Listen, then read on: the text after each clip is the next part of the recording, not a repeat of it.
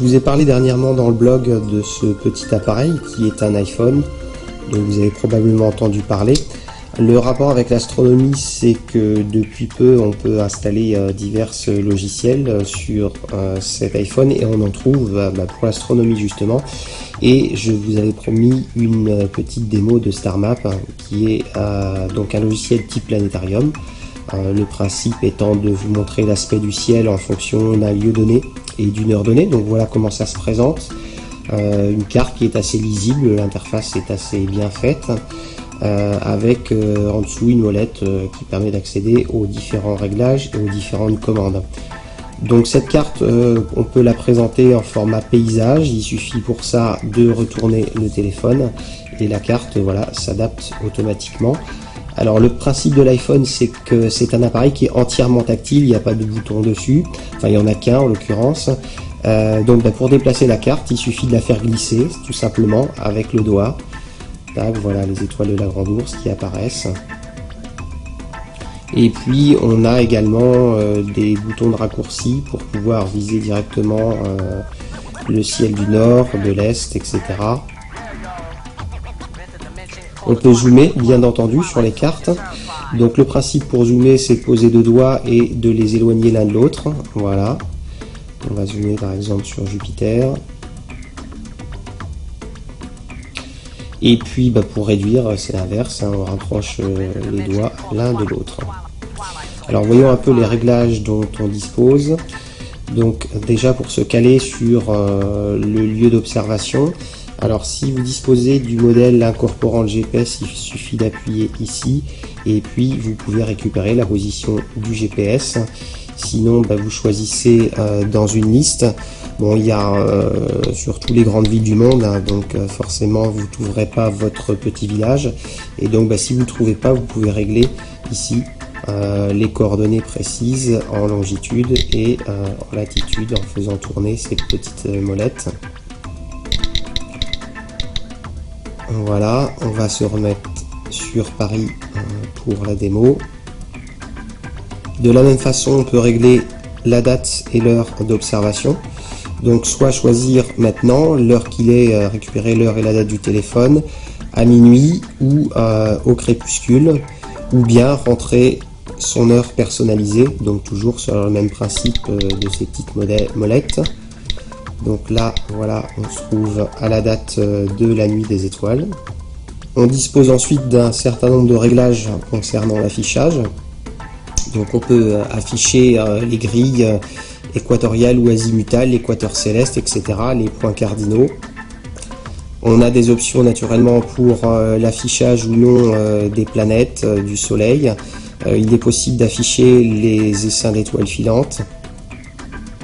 On a la même chose pour les étoiles, où on peut définir, si on souhaite afficher le nom des étoiles, les étoiles doubles, les étoiles variables, l'importance de la couleur des étoiles, et puis la magnitude limite, et également afficher les constellations, la Voie lactée, le nom des constellations, etc. Et puis également pour le ciel profond. Donc pour le moment il y a juste le catalogue Messier, donc les principaux objets. Voilà, et donc voilà ce que ça nous donne une fois qu'on a réglé tout ça sur notre carte. On a un affichage qui est un petit peu plus détaillé.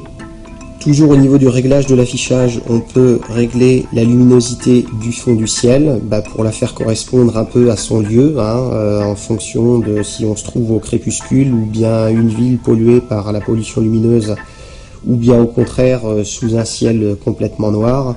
Et de la même façon, on va pouvoir régler la luminosité des étoiles telles qu'elles sont affichées sur l'écran.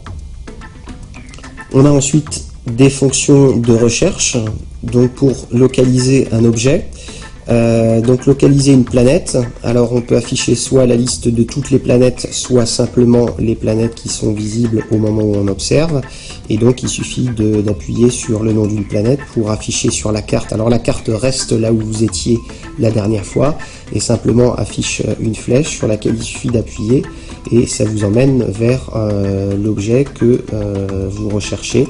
Voilà, et puis là toujours vous pouvez zoomer. Donc même principe avec les constellations, hein, vous pouvez chercher la constellation, donc soit dans la liste complète ou dans une liste de constellations visibles en fonction de votre position et de l'heure d'observation. Et toujours selon le même principe de la petite flèche.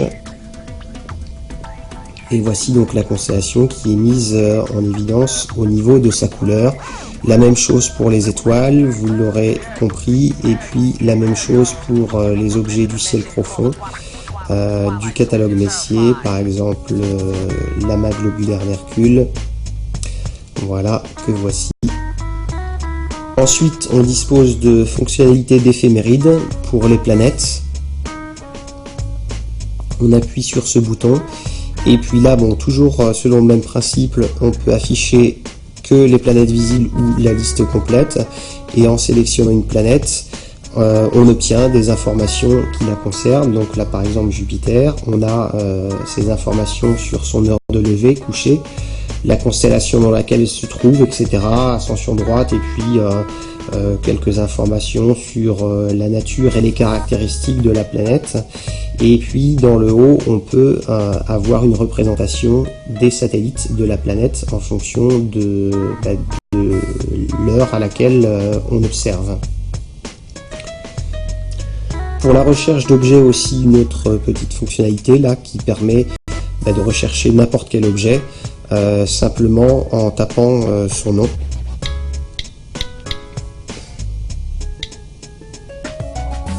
Voilà, toujours avec le principe de la petite flèche qui vous indique où il se trouve. Bon là, en l'occurrence, il est sous l'horizon. On ne peut pas voir ce qu'il y a sous l'horizon. Et puis, pour terminer, petite cerise sur le gâteau, ce petit logiciel peut vous servir de lampe. Il a la fonctionnalité pour, donc vous appuyez ici, et donc il se transforme en lampe dont vous pouvez régler l'intensité, et surtout en fait passer en lampe rouge, c'est ce qui nous intéresse pour l'astronomie, et régler l'intensité. Voilà, donc naturellement il y a des fonctionnalités de base, c'est pas aussi complet qu'un logiciel qui tourne sur un ordinateur. Néanmoins, l'auteur de l'application a l'air très disposé à la faire évoluer. C'est pas la seule application Planetarium qui existe pour l'iPhone. Il y en a d'autres, par exemple celle-ci, mais sachant que StarMap est celle qui en définitive est la plus évoluée et la plus complète pour le moment.